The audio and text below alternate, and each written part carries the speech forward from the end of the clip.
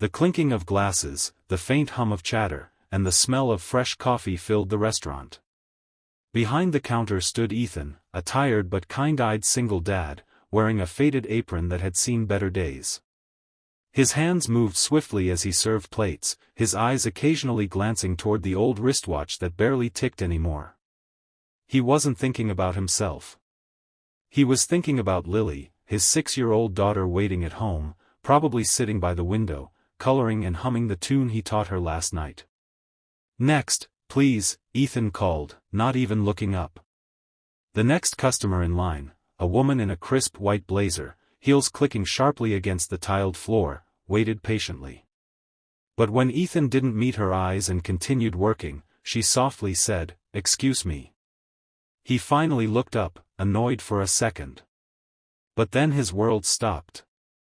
There she was, Isabella Stone, the billionaire CEO whose face was on every business magazine in the city. He had no reason to care who she was, until she leaned closer and whispered words that shattered his world. "Ethan, meet your daughter." His heart froze. His throat dried. The noise of the cafe disappeared. "What did you just say?" he managed to whisper, trembling. The woman's eyes softened, glistening with something between guilt and heartbreak.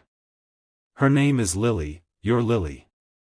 And in that moment, Ethan's entire world, everything he thought he knew, collapsed like fragile glass. He remembered the day 7 years ago, a summer afternoon when he was a struggling college student working part-time at a hotel. Isabella was there too, not yet the CEO, just a woman running from her father's empire. They had met, laughed, and for a few weeks, shared something pure. Then she was gone, vanished overnight. He never knew why. Now, she was back. And claiming to be the mother of the daughter he had raised alone. Ethan blinked, trying to find words. "That's not possible. Lily is mine, I've raised her since she was a baby. Her mother left us." Isabella's voice cracked. "Ethan, I didn't leave. I was taken back to London by my father. I didn't even know I was pregnant until months later. When I tried to find you, you'd moved. I thought," she stopped, tears escaping her calm mask. "I thought you both were gone." Ethan shook his head, overwhelmed. "You think you can just walk in here, after 6 years, and, what, claim her?" "Not claim her," Isabella whispered. "Meet her." That night, Ethan sat by Lily's bed, watching her sleep peacefully with her small hand clutching her teddy bear. His heart was torn. The woman who had caused him years of pain was suddenly back, and Lily's real mother? But when he thought about Lily, about how she always asked why other kids had both parents, something inside him softened. Maybe she deserved the truth. The next day, he met Isabella again, this time in the park, where Lily played with other kids. Ethan hesitated but finally pointed. "That's her." Isabella's lips trembled as she saw the little girl with dark curls and bright brown eyes, her mirror image. She wanted to run, hug her, but she froze, afraid to break the fragile moment. Ethan said softly, "Don't scare her. She's shy."